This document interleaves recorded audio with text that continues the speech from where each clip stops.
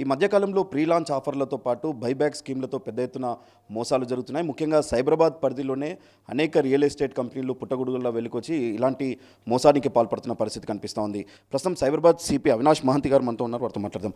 Sir, ఎక్కువగా ఈ సైబరాబాద్ని టార్గెట్గా చేసుకుని ఈ అవుట్స్కట్స్కి సంబంధించిన ల్యాండ్స్ని చూపెట్టి ప్రీ లాంచ్ ఆఫర్లు పెడుతూ పెద్ద ఎత్తున మోసానికి పాల్పడుతున్నారు. చాలామంది ఇందులో ఇన్వెస్ట్ చేసి మీకు ఫిర్యాదు చేసే వరకు తెలుస్తలేదు వాళ్ళు ఎన్ని లక్షలు ఇందులో పెట్టుబడి పెట్టారు. ఇలాంటి వ్యక్తులు ఎలాంటి జాగ్రత్తలు తీసుకుంటారు?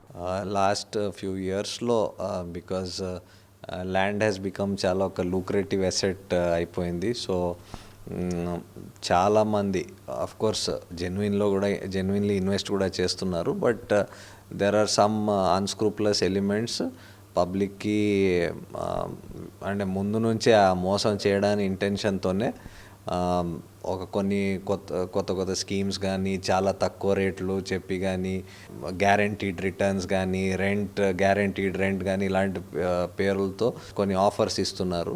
సో దాంట్లో పబ్లిక్ వితౌట్ డ్యూ వెరిఫికేషన్ చాలామంది ఈ స్కీమ్స్కి పాల్పడిపోతున్నారు. అంటే వాళ్ళు చాలా హార్డ్ అండ్ మనీ ఇన్వెస్ట్ కూడా చేసేస్తున్నారు.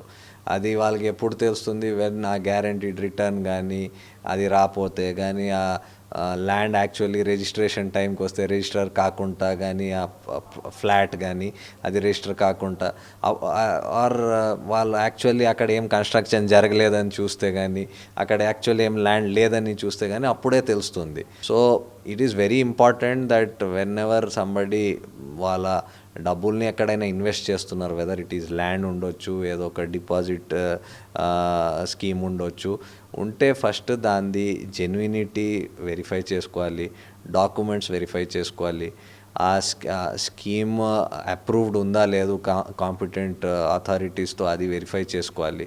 అది చేసినాకనే ఆ డబ్బులు పెడితేనే కొంచెం ఒక లెవెల్ ఆఫ్ సెక్యూరిటీ ఉంటుంది. ఇప్పుడు నా దగ్గర ల్యాండ్ లేకపోతే ఆ ల్యాండ్ అమ్మడానికి ట్రై చేయడం కానీ, ఏదో ప్లాట్స్ అమ్మడానికి ట్రై చేయడం కానీ, ఇవ్వలేకపోతే అది ఏదో ఇంట్రెస్ట్ గ్యారంటీడ్ ఇవ్వడం, అవన్నీ ముందే ప్రీ ప్లాన్ ఉంటున్నాయి చాలా దాంట్లో. సో మా దగ్గరకు వచ్చేసరికి బై ద టైమ్ కంప్లైంట్స్ మా దగ్గరకు వస్తున్నారు. సో మేమైతే వెంటనే కేసు కట్టి ఇన్వెస్టిగేట్ చేసి కన్సర్న్డ్ అక్యూజ్కి అరెస్ట్ చేయడం కానీ, నోటీసులు ఇవ్వడం కానీ, వీఆర్ ట్రయింగ్ యాజ్ పర్ ఈ కొత్త మన బిఎన్ఎస్ఎస్లో అటాచ్మెంట్కి ప్రొవిజన్ ఉంది, లేకపోతే డిపాజిటర్స్ యాక్ట్ ఉంటే దాంట్లో అటాచ్మెంట్కి ప్రొవిజన్ ఉంది. సో ఇవన్నిటికీ మేము ట్రై చేస్తున్నాం ఎంతవరకు సాధ్యం. ఇమీడియట్లీ కేసు రిజిస్టర్ చేయడం అయితే జరుగుతుంది. ఒక్కటి పెట్టుకోవాల్సింది మాట ఏమంటే, ఏదైనా చాలా మంచి అనిపిస్తే అది అంటే ఆ స్కీమ్ కానీ ఆ ప్లాన్ కానీ అది చాలా